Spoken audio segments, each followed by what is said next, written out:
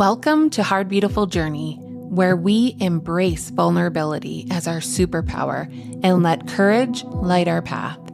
I'm Tiff Carson, here to share heartfelt stories of healing, grief, and resilience. Each week, I'll talk with guests from experts to everyday heroes about their journeys through adversity. Together, we'll uncover the beauty that emerges from life's challenges and how each experience can spark profound growth. Join us on this courageous journey of connection and transformation. Hey there, welcome back to Hard Beautiful Journey. Today on the podcast, I have Aaron French with me. Aaron's journey is anything but ordinary, yet he might say it's not unique at all. His path has taken him from sitting with Ram Dass to living deep in the Congo Basin with Abaka hunter-gatherers, from crafting rawhide drums in the Colorado Rockies to receiving powerful channeled messages from ancestors and spirit guides.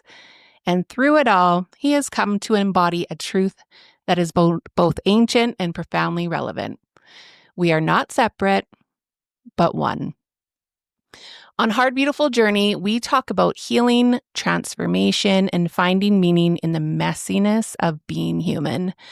And Aaron's work aligns beautifully with the Healing Heart Journey framework, particularly in how he helps others use their voice, awaken to their deeper spiritual essence, and navigate life's transitions with a more expansive understanding of self. Welcome to the show, Aaron. How are you? I'm great. It's so great to be here. Thank you. I am so excited to talk to you. I have been looking at your Instagram account and following everything that you're doing, and there's so much that I need to ask you. But before we dive into your journey, I want to start with a question. I always try and find an interesting question. The one that helps our listeners truly feel who you are and not just what you do. So if I were to sit across from your soul, not your physical body, and ask it to introduce itself without any labels or roles or titles, what would your soul say? Such a beautiful question. Yeah. My soul would say, I'm the light of the universe. Happy to meet your light of the universe. I love that. Oh my goodness. Right? Our souls are just these emanations of the everything that are here to reflect and to see back towards ourselves, towards everything, right? When we're not on earth and when we're not in other emanations, when we're in between and we're part of the all, our souls still exist, but we can't see ourselves fully because we're so completely part of everything.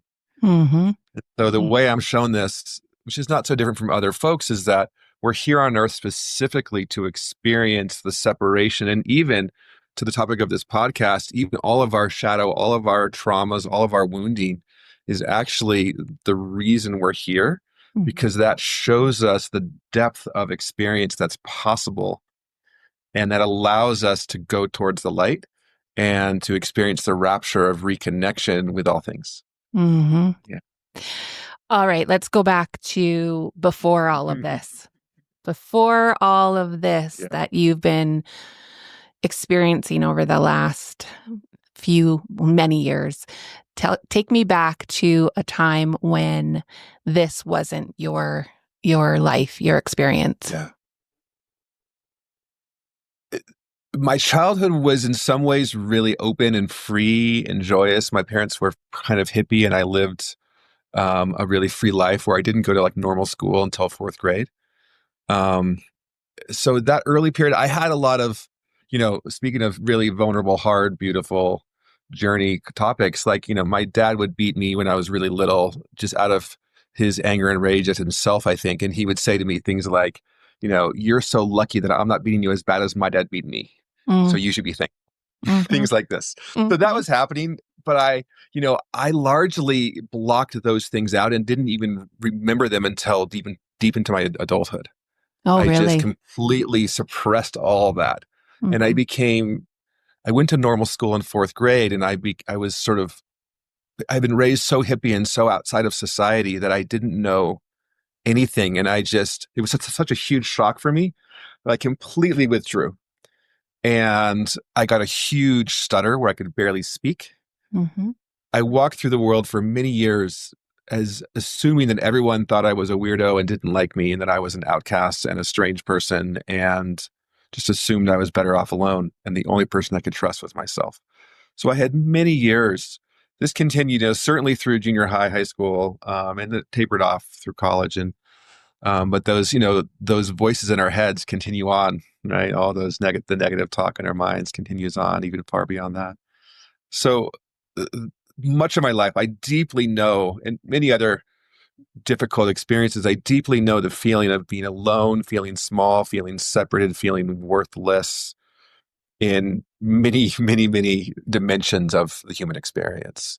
Mm-hmm. Um, So what was that moment where you realized that there's more to life than those experiences up to that point? yeah. I mean, spirit kept my spirit and the spirit of the universe together, kept trying to connect through me. Mm-hmm. There was one moment in junior high, or the summer after junior high before high school, when I did have this epiphany in the middle of the night. I was awake. It wasn't a dream, but I had a vision of this voice that came to me and said, Aaron, you can be anyone you want. You can change yourself. You can be who you want to be. At the time, junior high, high school, what that meant was, oh, I want to be popular. I want girls to like me. Mm-hmm. Like it Yep. meant that. It didn't mean at the time, that didn't mean, oh, I can be free of all of this. I didn't. And I did actually believe that voice. And I did actually make some changes. And actually, internally, I was still sort of the same miserable, insecure person. But outwardly, I was able to shift some things and become more socially integrated than I was before that, let me say. Yeah. But looking back, that was one of those times when my soul perhaps was opening up to try and feel the wisdom of the universe come through. Mm-hmm. And it was really, I became a biologist in college. I became an ecologist and I spent tons of time outside in nature. And, what I thought I was doing, and I was physically doing this, was watching the birds and monkeys around the world and studying their behavior. But what that meant was that I spent, literally thousands and thousands, probably hundreds of thousands of hours sitting still without moving, looking through binoculars or a scope, looking at a tree or the birds flying or the monkeys or whatever, and Mm-hmm. meditating on nature. Just spending hours and hours, right? Like Mm-hmm. really deep attention on nature. And Where you were forced to.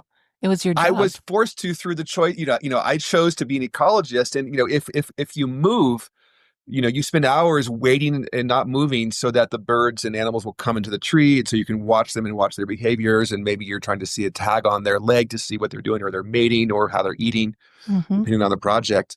And if you move, they scare away and you've wasted an hours of your day. Yeah. So you train yourself, even if there's like a fly crawling on your face or a snake going by that's not a threat to you or whatever, you just stay perfectly still. Yeah. And it wasn't until years later when I started to meditate, I realized, oh my goodness, I was training my mind, my body to be still and listen and settle. That And is through the that, ultimate training ground. when I started to meditate, I was like, oh, I know what it feels like to sit still.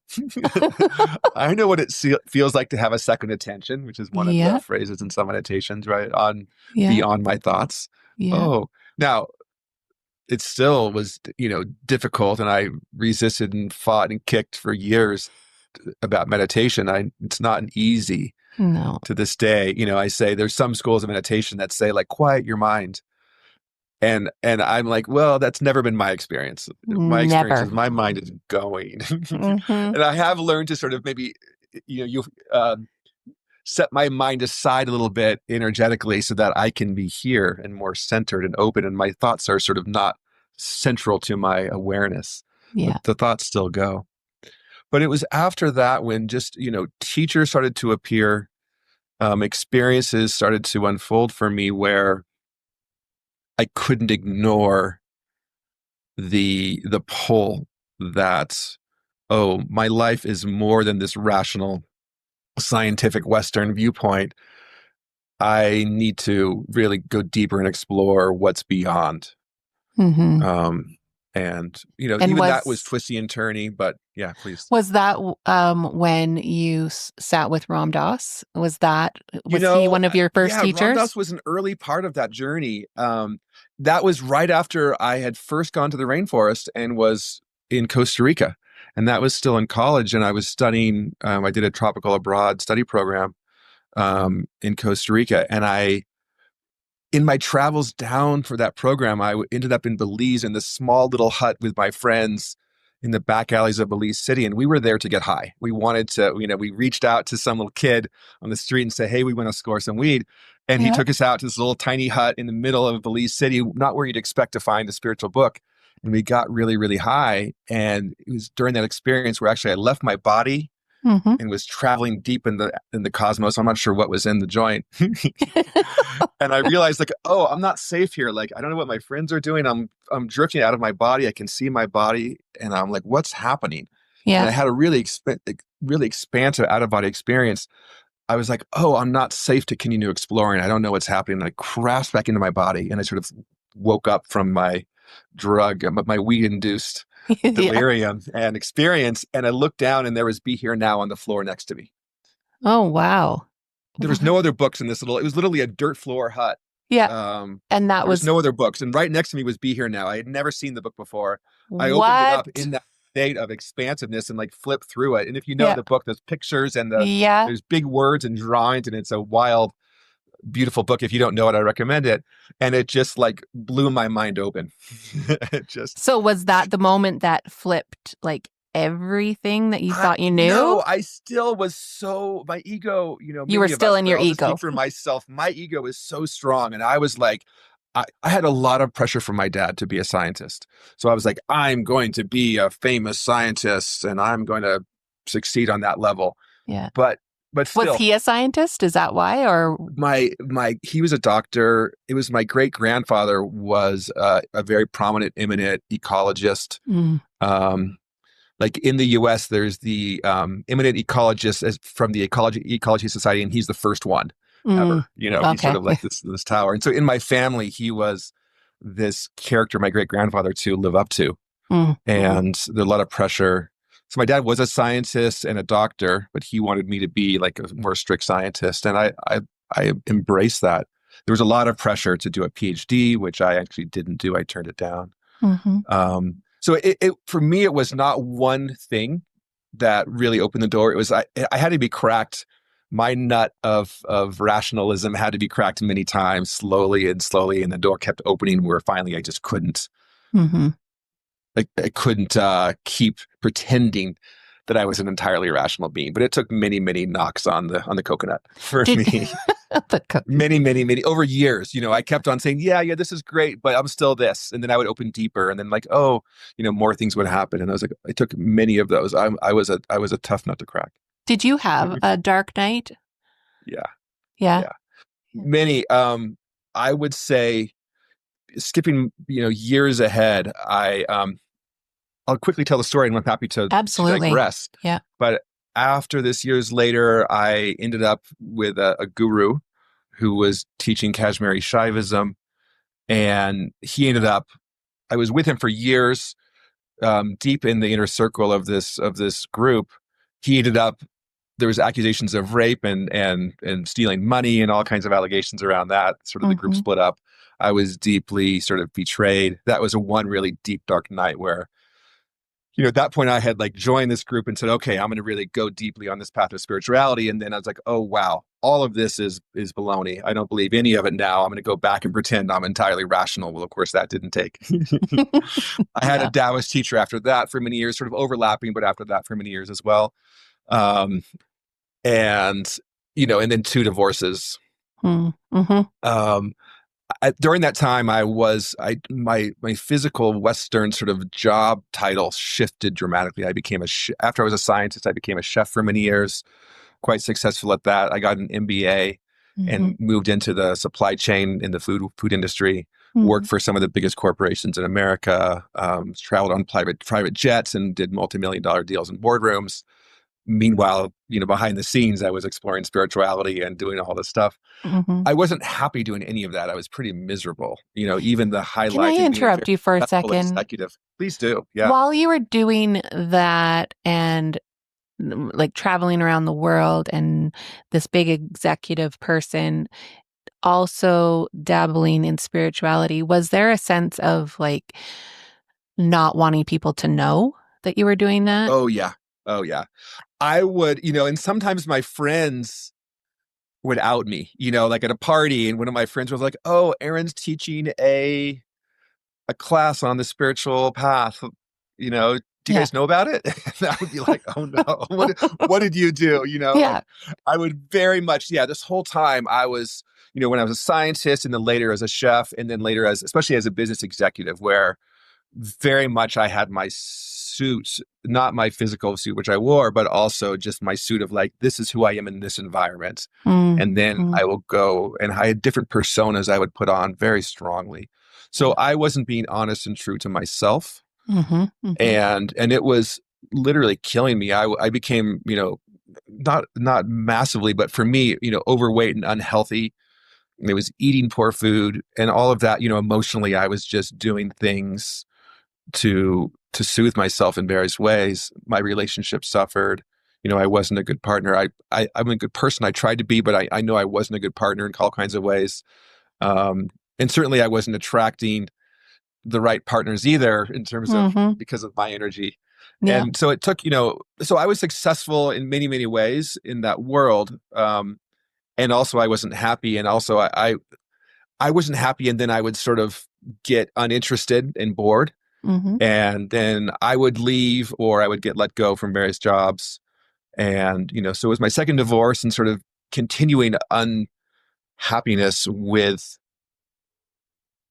my job life. And finally, all of this, it was finally in like the winter of 2018 when I had the deepest moment. I was alone and I was numbing out with Netflix until, 3 in the morning, 4 in the morning, just until I was so exhausted I couldn't Mm-hmm. function anymore and didn't have to think about anything and crash asleep, get up early, literally pound like 5 cups of coffee, throughout the morning, go to work looking exhausted and try to function at a high level, but I wasn't. Mm-hmm. And finally, one night of doing that for months, um, again, I had this vision, this awareness came to me. And I just had this awareness, and it was, Aaron, if you continue to live like this, you're already dead. Mm-hmm. Not physically. I wasn't suicidal. It wasn't that. It was just energetically. I was shown. I was shown, and I think by myself, by my higher self, but we could talk about it in various ways. I was shown the trajectory of my life into the future. And I saw the empty isolation Mm-hmm. and the loneliness and the smallness of it. Mm-hmm. Of sort of choosing to be cut off and separated. At that point, I was again in this period of like, nothing matters. I'm a small, separate, alone individual, not connected to the universe. I'd gone through many waves of connection and then contraction. And I just completely surrendered in a way that, and as I said, I was a hard nut to crack. I mean, I had many, many other, this is a shortened story of difficulties, hardships, difficult situations. And finally, I'm like, okay, Mm-hmm. okay, Okay. I surrender. I had the same I'm, one, I'm Aaron. not going to live like this ever again. And Mm-hmm. I researched, I'd heard about these men's workshops. I was like, okay, I'm going to do one. And at the time I was like, I'm going to look for ones that aren't overtly spiritual. So I found a couple that on their website, it wasn't they weren't like 100% spiritual on their website. And I was like, okay, I can do these. Yeah. And I did 2 in a row. They were And were they fantastic. And overtly spiritual or they were weren't, they? but it was in there. But Yeah. at the time too, that was, by the time they rolled around, it was a few months later.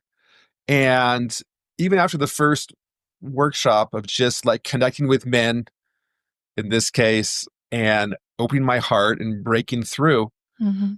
the spiritual teachings that I had learned over, decades before became rushing back, and my connection to the universe, my heart just for months was just like opening and opening and opening, like the light kept pouring in or out or through and connecting.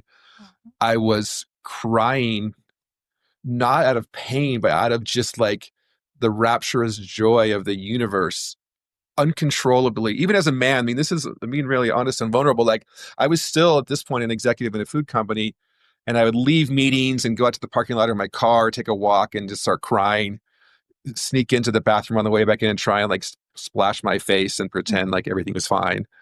And it wasn't that I was sad, it was that I was opening so deeply to the connection with the universe that my heart and my whole energy body, it was like crying from relief and joy and happiness and still melancholy sorrow, and there's still more stuff to unearth. Mm.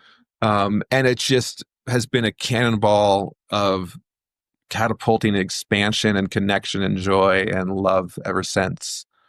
I um think that it's the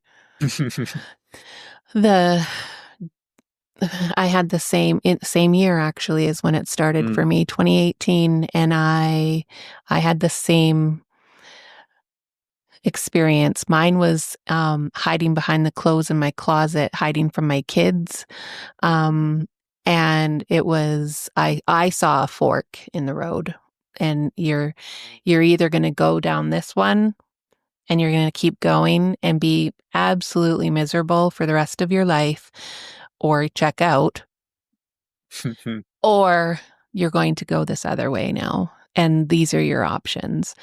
And I had guttural crying, like guttural, but it was so strange because it was painful crying, but it also felt healing, and it felt like it was leading to something else. Is that how it felt for you? Sometimes when you say that, I can feel that. Mm-hmm. Yeah, like there's part of the crying, the guttural and the energetics of it where you need to shake up the body. I mean, the whole Mm-hmm. somatic aspect of like that physical Mm-hmm. shaking loose the trauma, shaking loose that heavy energy, shaking loose the past in all its forms, and ejecting that or releasing it or whatever it is. It could be sometimes ejecting, maybe, and sometimes softly integrating, Mm-hmm. the Mm-hmm. tensions and knots of all these past traumas in our bodies and everything that's holding us back from being free. Mm-hmm. Uh, yeah.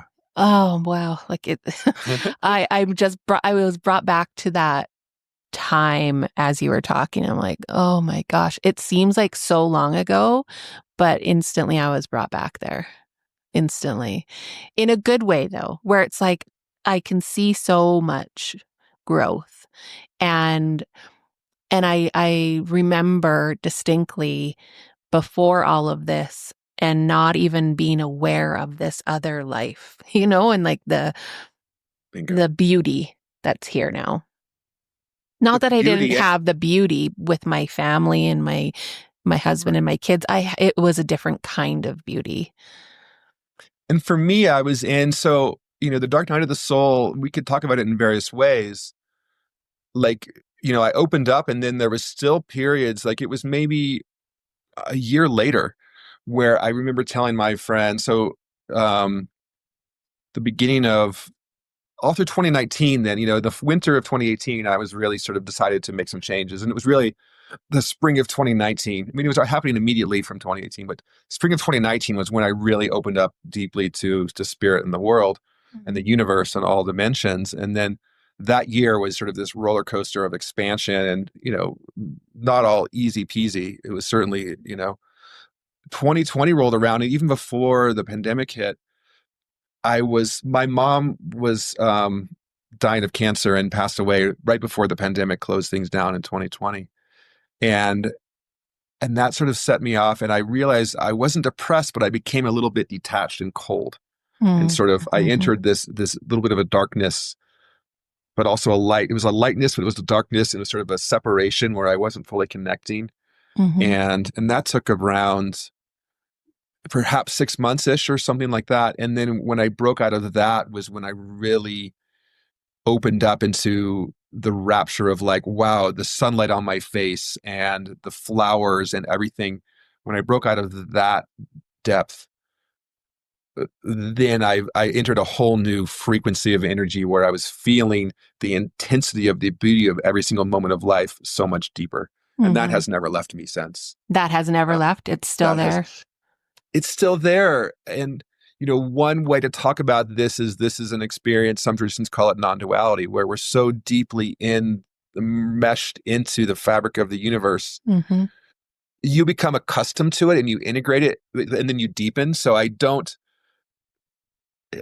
feel it. I don't always take the moment that I did, the very first moment where I felt the sunlight in that rapture. I don't get lost in it in every moment because it's here around me so deeply. But at Mm-hmm. any moment, I can connect, like right now, and just connect deeper into the soup of existence where I can feel the light and the air and everything becomes crystalline and direct and time sort of expands. Mm-hmm. Mm-hmm. Everything I slows I down. get that when I'm out in nature all the time, especially when I was writing my book. I've talked about this many times on my podcast, but I couldn't write inside walls. I just couldn't do it. The word, it was like crickets. There was zero words that came through my fingers into my laptop. But as soon as I took my laptop and my chair and I put myself by water or by trees or by the ocean, it was literally like the words just came right out of me. And I could feel it just felt different. That's all I can describe. It just Beautiful. felt so different, and very healing to have that nature around me giving me those words. It was that's when I really felt connected to the universe in a different way than before. And still now, people ask me in spiritual mentoring, how do I'm feeling a pull towards openness, towards my soul's purpose, towards connecting. People express it in all kinds of ways. And I give them, books and tools and techniques and we can work together. And I also say the very first thing is just go outside, walk on your favorite trail, talk to the trees. Mm-hmm. Like, I It's ask people true. all the time, Talk do to the you talk to the trees. trees? For sure. And the Mm. rocks and the water and Yep. the sky. Mm-hmm. But the trees right now in particular are really accessible and they're so happy to talk to us. They're so happy to connect to us and be this conduit of wisdom, of knowledge, of ancient truth from Mm-hmm. across all time. So, And like, they're some so people think accessible. we're crazy for saying talk to the But trees. increasingly, no. I mean, increasingly. So the way, many people are saying this, and I absolutely experienced it the last few years. It's been the gradient, but the last couple of years in particular, there's this really powerful experience of mass awakening where Mm-hmm. all of us so it's not everyone, and that's True. 100% okay. Yeah. There are people who are choosing in whatever way, maybe this lifetime, however we want to say this, are just not choosing to awaken, and that's 100% fine. Mm-hmm. And for those of us that feel the pull, it becomes inescapable, where we're being swept up in a current of energy or intention or however it is for us, and so more and more people are like, oh yeah, I am talking to the trees. And I would have thought that was crazy 5 years ago, or I used to think it was crazy, but it's just my experience now. And it's just matter of fact. It's just truth. Mm-hmm. It's just simple truth now. The universe, the energy it's not the way it was when I was a kid, or certainly my parents or grandparents. There Mm-hmm. was a density and a closeness to the energy then that does not exist now. There's a vibrant, alive awareness that's all around us that, again, anyone who's a little bit awake cannot help but experience in all kinds of ways.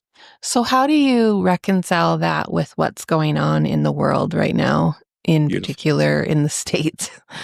Yeah. Well, this is what's shown to me. So now, just for more background too, like I get lots of information just from the universe itself, but also from, angels, spirit guides, various beings, trees Mm-hmm. speak to me about just the nature of deep time and what is. Mm-hmm. And what they show me and what my experience is that in this three-dimensional realm right now, as more and more of us awaken and as we create more and more light, there has to be an equal and opposite amount of darkness. Mm-hmm. Yep. And there will be, and there is going to be a sort of a phase shift where we enter a new realm or timeline or dimension. There are lots of Mm-hmm. different Mm-hmm. language types around this where there's more light overall. Yeah. But right now we're in this, from some traditions, we're at the end of the Kali Yuga and in the beginning of a new era, in the age of Aquarius, or at that transition point. So we're in this inflection point, the end of the Mayan calendar, this transition point from that calendar. Many traditions have this inflection point right now. Mm-hmm. And so we're in this transition phase where we're still in the old paradigm and we're shifting out of it, but we're still in it. And so in this three-dimensional world right now today, the universe is inherently neutral. This is truth. And there's a gradient of all things. And there's light and dark and day and night and up and down. And inherently, from the absolute neutral perspective, there's no good and bad. Mm-hmm. From the human perspective, there's absolutely good and bad. And, when I'm hurt, that's bad for me. I don't like it, and for all compassion to all the people that are feeling the atrocities that are going on around the world right now on the individual level, there's all these things that my heart pours out for. And at the same time, simultaneously, the universe itself is neutral and we just come and go. And that's just how it is. And so right now, as there's more and more light, more and more of us are awakening, more and more of us are being pulled up into our awareness and accessing more and more expansive levels of light and connection. There has to be and will be and is inherently going to be more and more darkness and thick, goopy energy trying to pull us down. And it's happening and we see it. And there's this separation then of this polarization that we're experiencing, again, speaking from the US. And so whatever you believe, if you believe that this spiritual path is calling you, and if you know in your heart energetically that this is what your path is, then just my encouragement is it doesn't matter what you think. Drop into your heart and let your heart open, and then everything just is. And then the world will go on and do what it does. So let's go further into that. How does one drop into their heart? Yeah, it's such a beautiful, fundamentally, now after studying many of the world's traditions, spiritual traditions across, many domains, this is one of the main challenges and one of the main results for many of the techniques that are offered across traditions. Especially in the West, especially in the US, in our world as I was raised in and as many of us are raised in now, is changing slowly for the kids. But we were raised in a world where, our minds we were taught that our minds were 100% important and that our heart, we were never taught that the heart had wisdom, right? In Taoism, there's this term translated heart wisdom, which is the core of our experience, is our heart wisdom. It's not the mind, So meditation is a beautiful technique where, naturally we meditate and things settle and drop away and we can find our hearts. I have so many people that say, Aaron, that's great, but I cannot meditate. It's a perception. I can't do it. So then I teach them, okay, walking meditation. Okay, but can you walk? Can you walk and be silent? Can you put away your phone? Can you drive with no sound on? And I encourage this all the time. I say, okay, number one, actually, if you can't meditate, do you have 2 minutes in the morning, 2 minutes a day? Night, do you have 2 minutes, lunchtime, where you could just sit quietly and be? Set your alarm, put away your phone, put away everything, and just sit for 2 minutes. And can you do that for a week or maybe a month? And if people spend 2 minutes for a month, what happens is pretty soon they're doing 20 minutes because they can't do it. And they have all the time in the world. Stoplights, red lights. Can you just sit there? You have a minute or two. Can you just sit there quietly and be? Okay, now you can go again, right? As you're walking to get your coffee and your coffee break.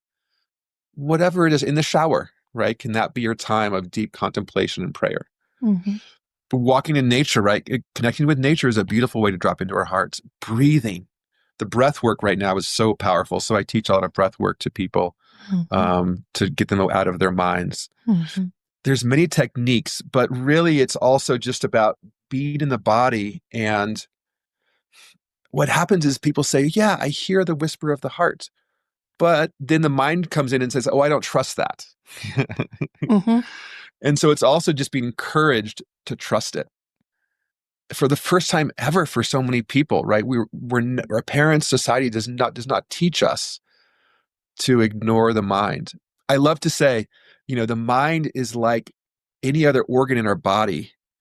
We don't give our lymphatic system control of our life purpose. We don't give our spleen control over what's important for us. Why would we give our brain that?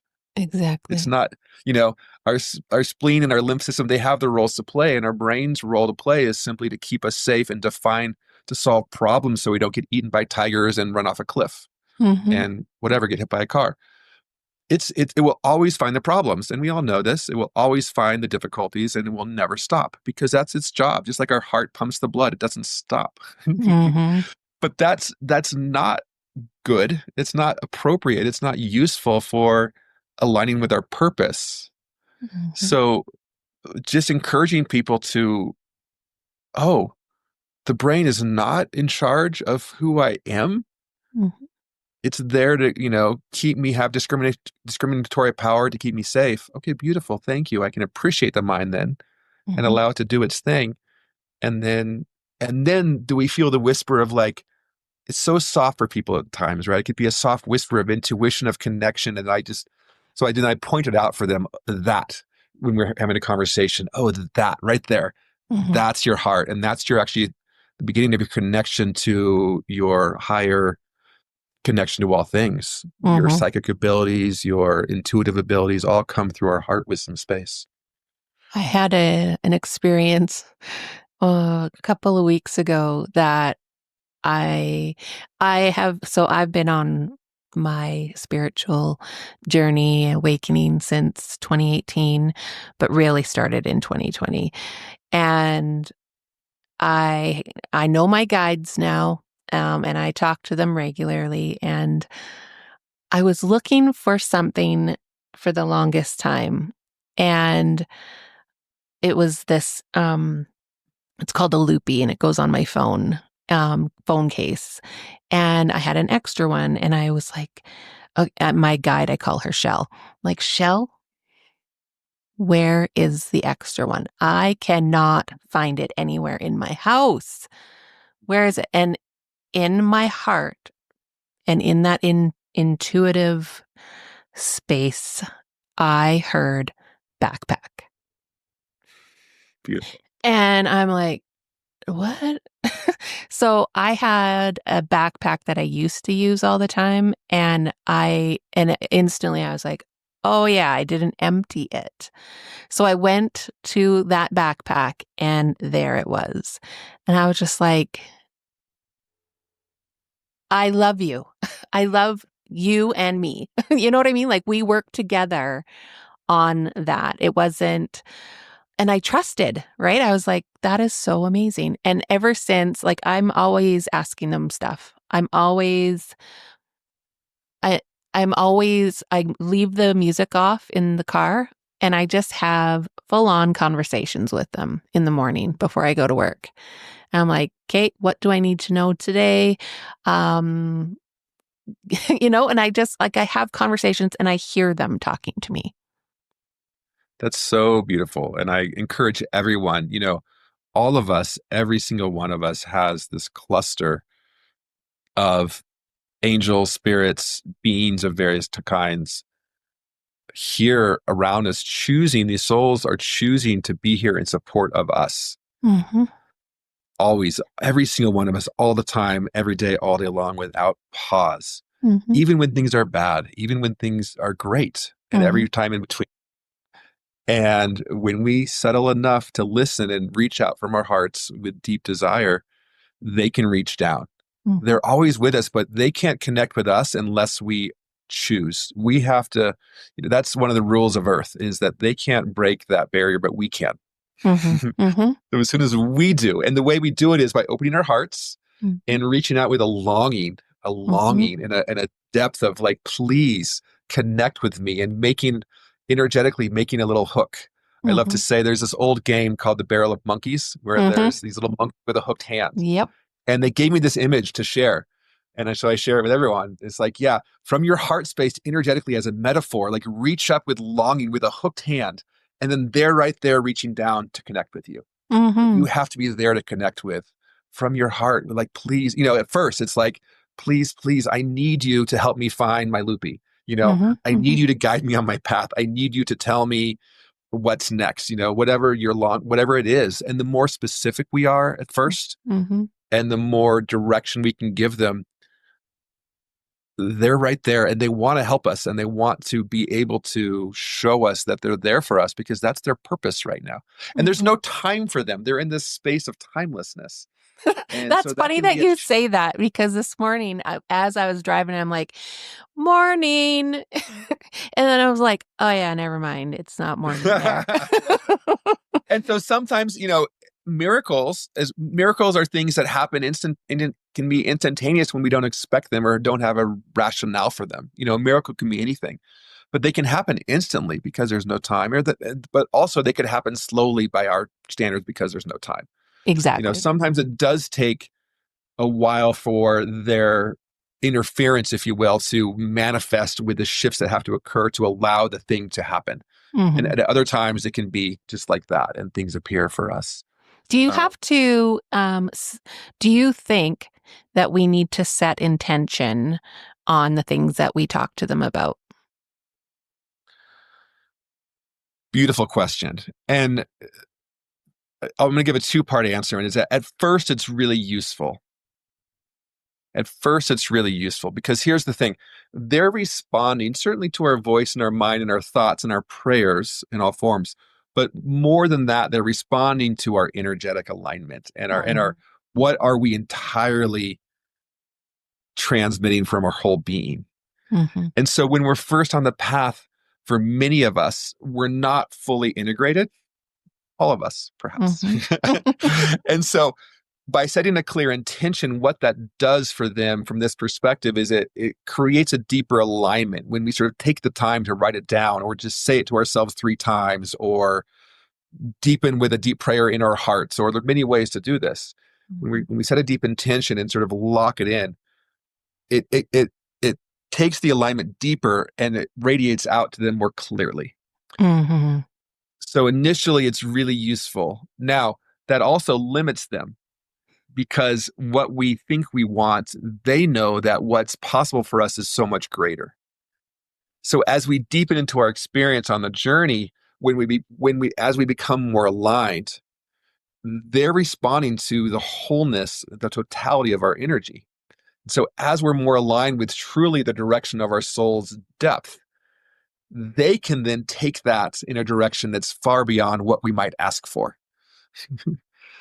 Okay, that is like blowing my mind right now. Right. But do you feel the truth of that? So much truth in that.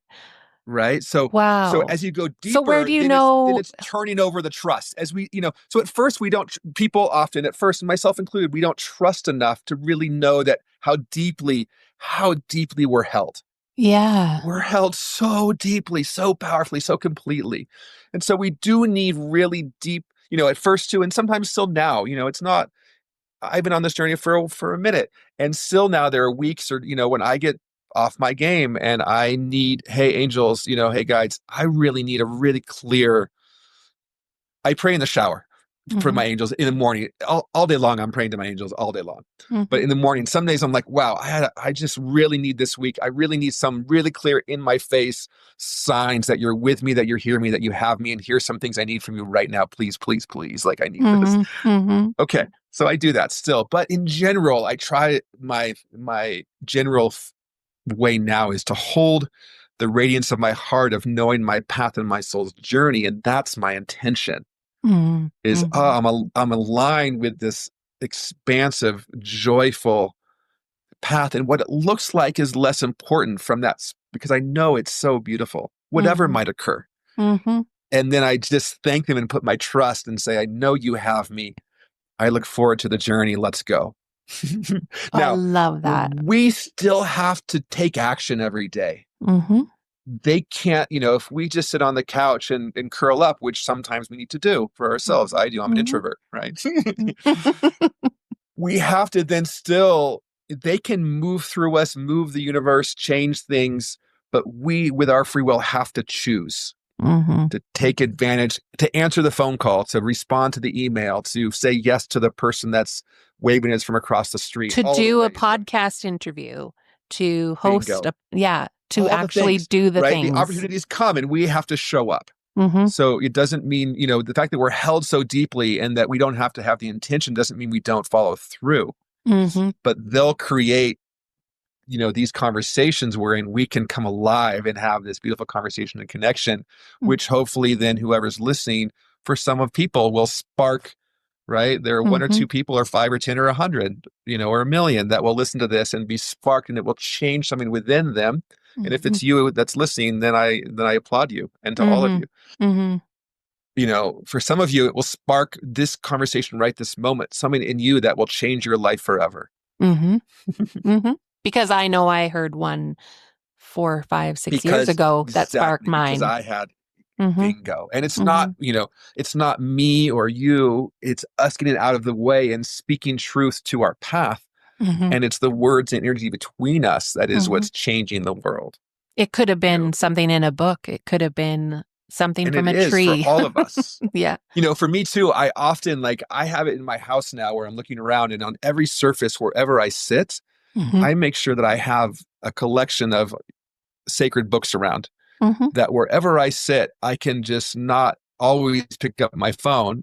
I can also pick up a sacred book and just open it to a random page and read some soul nourishing food for myself. For example, that's awesome. To be sort of immersed in that. Okay, so you receive messages from guides and angels and ancestors. And what was it like when you first started hearing from them? And did you trust it right away, or did it take a little bit to get out of your way? It was a journey. It was a long journey for me. It was a slow journey. And first it was my grandfather. So I was still living in the jungle. I was still doing biology, and my grandfather passed away. I didn't know this.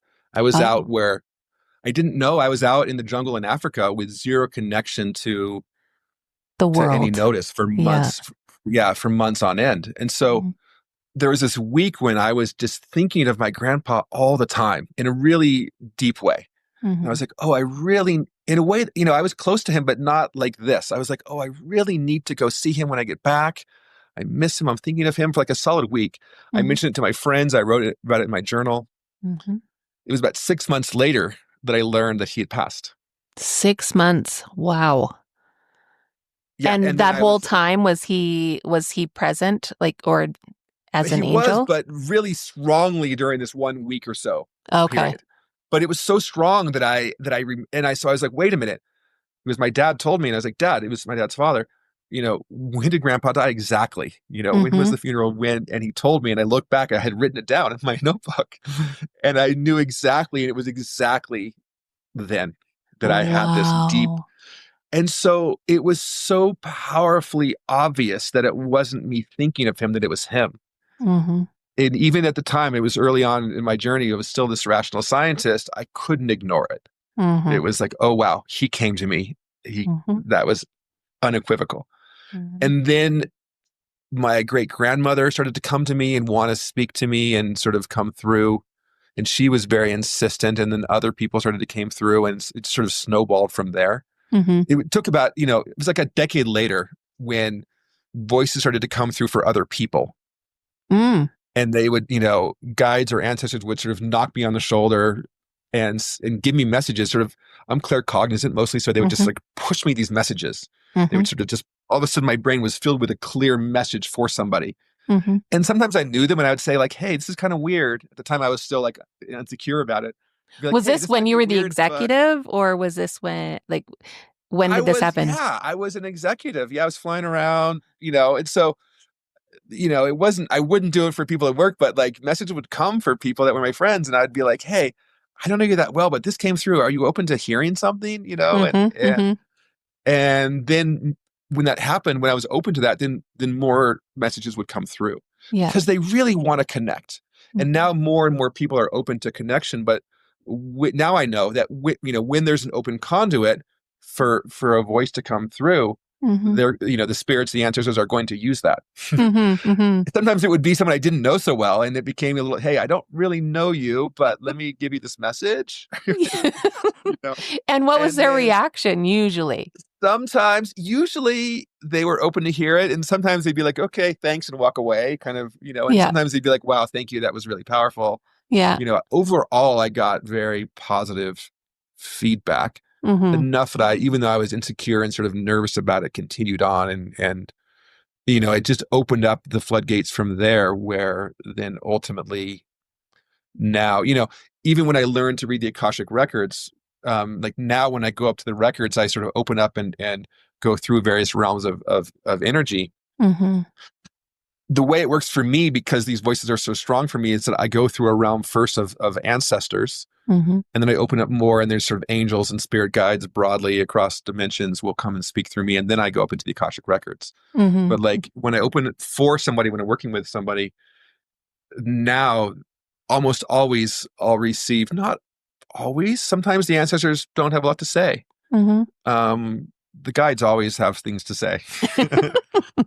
And so in my Yeah. readings, I make sure people know that, like, that, and I can't, and then I'll go to the records, but like this can be off maybe more useful because the guides and ancestors are here in our service. Yeah. What comes through me is here entirely in our service.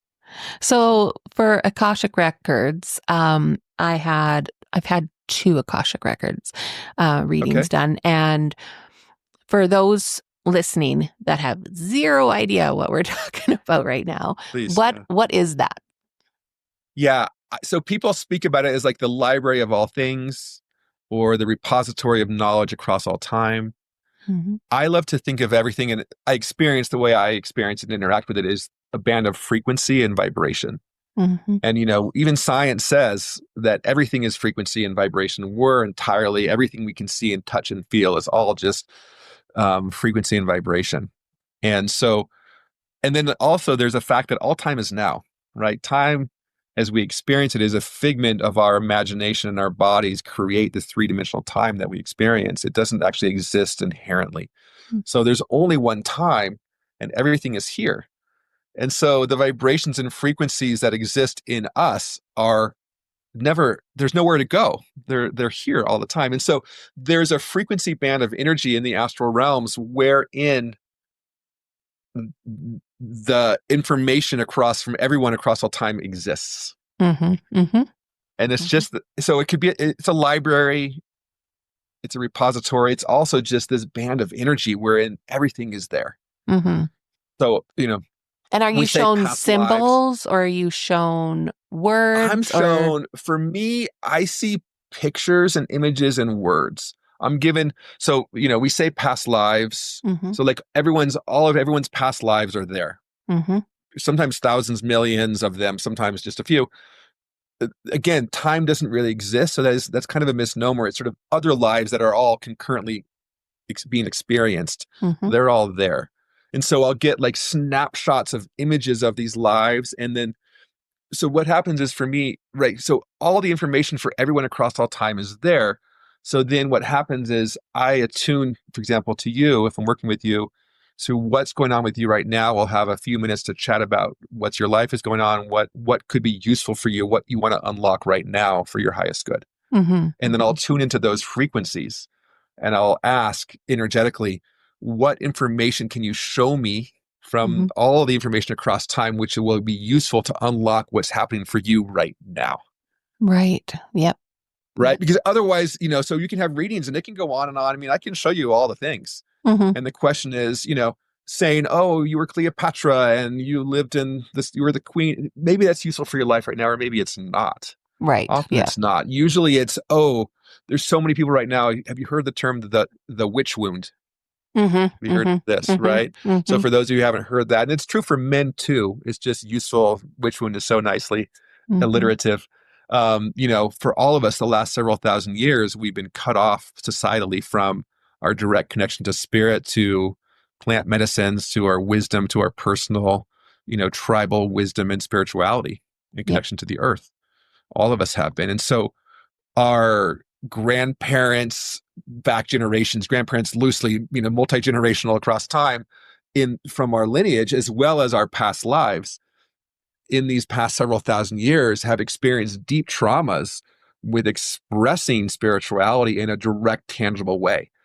Hugging trees and talking to spirits in this way was deeply unsafe, could get you beaten, burned, killed, etc., for generations and generations and many past lives. Mm-hmm. So many of those energies then are still influencing us, for example. So it's useful for people that are experiencing that, people who say, oh yeah, I feel this impulse, but I don't feel safe.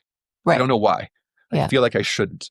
Well, maybe it was your grandmother who had an experience where she was, or great grandmother was told she couldn't and had, was sort of beaten for that. Or maybe it was a past life where you experienced some trauma around that experience. Mm-hmm. And for many people, that is true. And then we can, because all time is now, we can work with those energies and actually shift the narrative.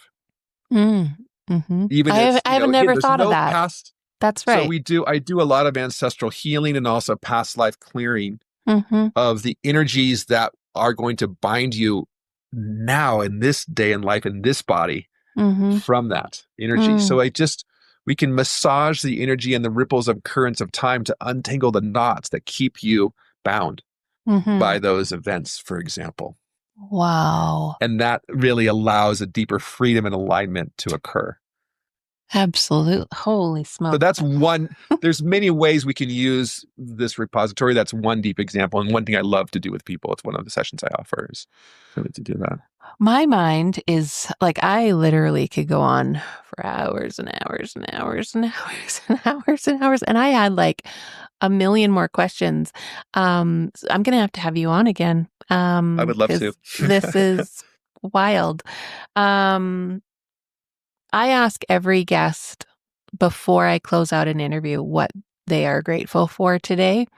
Before you go, I'm going to say what I'm grateful for. I am grateful for this conversation and these reminders of everything that I have been experiencing over the last 5-6 years and how beautiful it is. Sometimes I get back into my 3D world and I forget.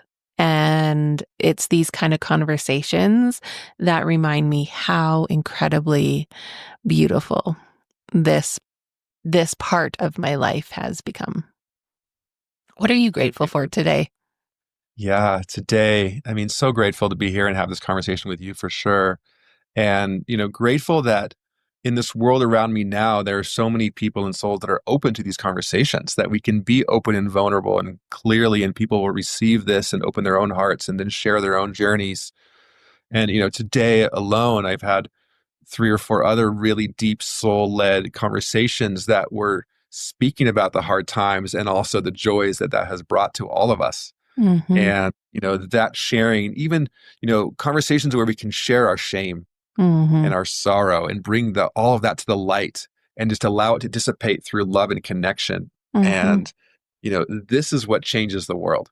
When Being we bring our vulnerable. darkness to the light, Mm-hmm. when we bring our darkness to the light and just trust in the goodness, we are changed and we are, I have been dramatically, my life is dramatically more joyous, happy, open, expansive, alive.